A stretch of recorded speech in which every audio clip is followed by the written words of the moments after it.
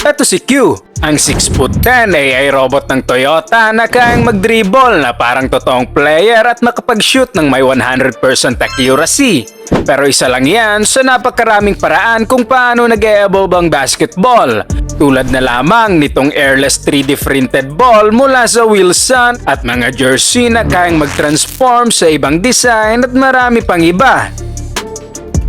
Una, pag-usapan natin ang bagong technology ng NBA na kayang gawing NBA player ang sino mang fans. Noong 2023, nag-introduce si Adam Silver ng isang bagong feature kung saan iniiskan ng buong katawan ng isang tao at pwede na itong matransport sa isang actual NBA game.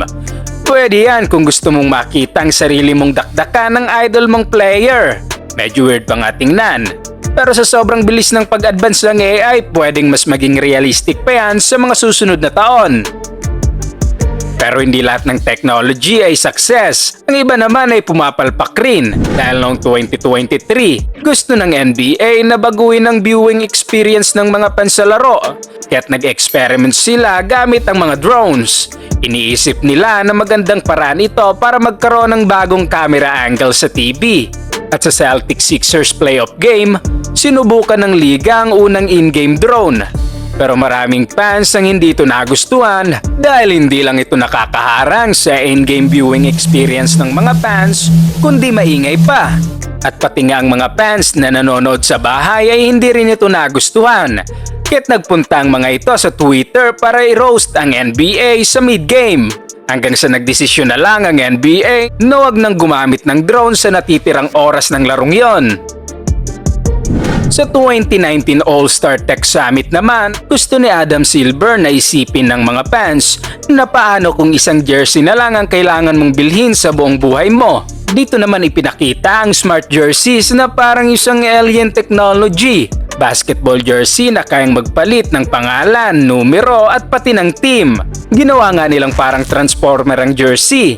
Pero ayon sa NBA, hindi pa natin ito makikita sa market hanggang sa taong 2038. At kung may smart jersey, meron din namang smart basketball court na kayang palitan ng design ng buong court sa isang click lang.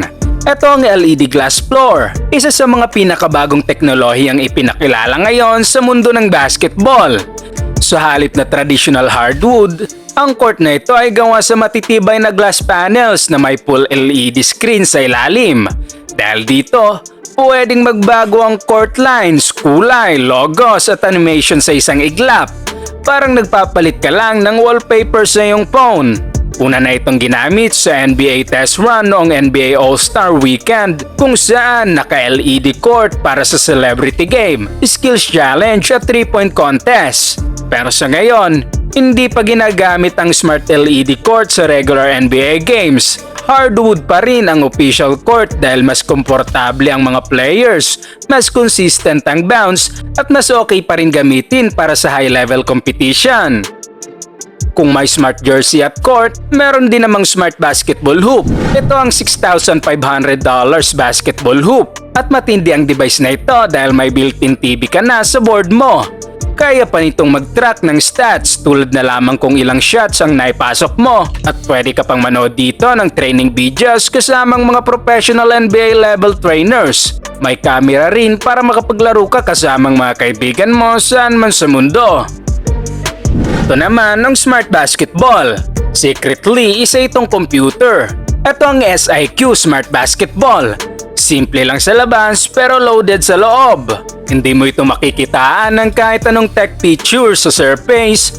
Pero may kasabihan nga, don't judge the robot by its cover. Pwede mo itong dalhin kahit saang court, kahit anong ring at automatic nitong itatrack ang laro mo. Kaya nitong itrack kung ilang shots ang na-miss at naipasok. Mga anggulo ng tira, release time, consistency at iba pang details na noon ang pro lang ang nakakakuha. Para kang may bola na may built-in scoreboard at coach. Noong 2022 naman sa laban ng Nets at Mavericks, Nag-stream ang Brooklyn ng laro nila gamit ang isang weird na 3D rendering program imbis ang traditional way na napapanood sa TV. Dito ay nag-setup sila ng higit 100 high-res cameras para i-track ang movement ng bawat player at gumastos sila ng milyon para dito. Parang ang naging larong NBA 2K ang game na ito. Ang mga NBA players ay nakakaranas ng iba't ibang injuries sa loob ng court, pero isa sa mga pinaka-common at nakaka-apekto sa liga ay ang ankle injuries. At nasa humigit kumulang 18% ng lahat ng injuries ay ito, kaya't maraming NBA stars ang napipilitang magpahinga dahil dito. Kaya noong 2023, sinuportahan ng liga ang isang kumpanya na tinatawag na Better Guards na nag-introduce ng isang revolutionary ankle brace. Ang brace na ito ay super lightweight at idinisenyo para protektahan ang ankles ng players mula sa ilalim ng paa habang pinapanatili pa rin ang kanilang natural movement.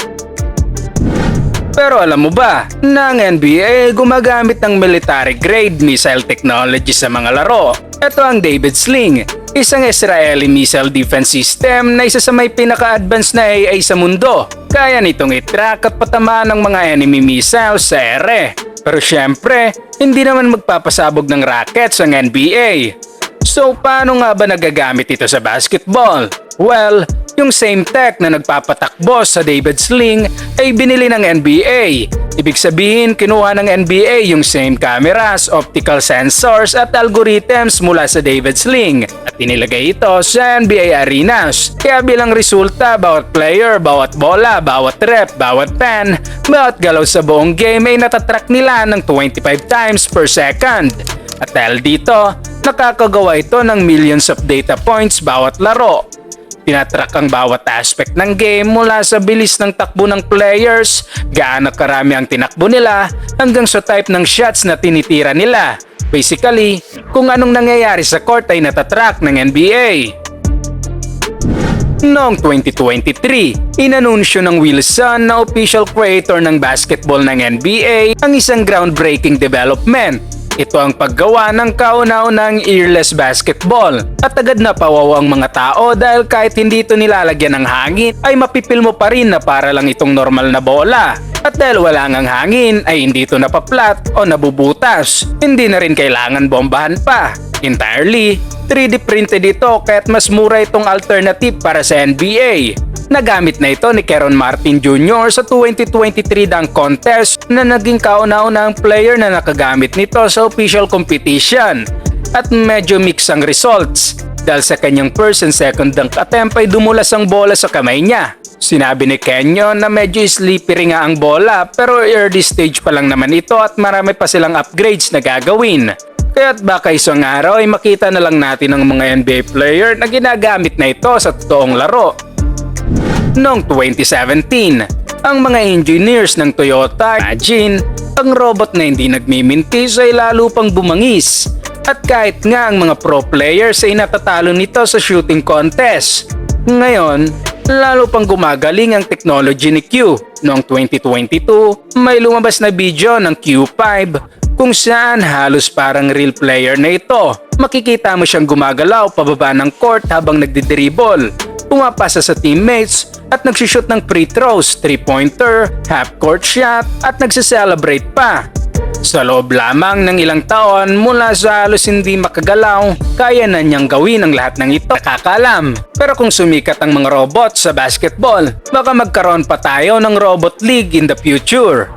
Pero only time will tell. So mga boss, alin sa mga bagong teknolohiya sa basketball ang pinakakahanga-hanga para sa'yo?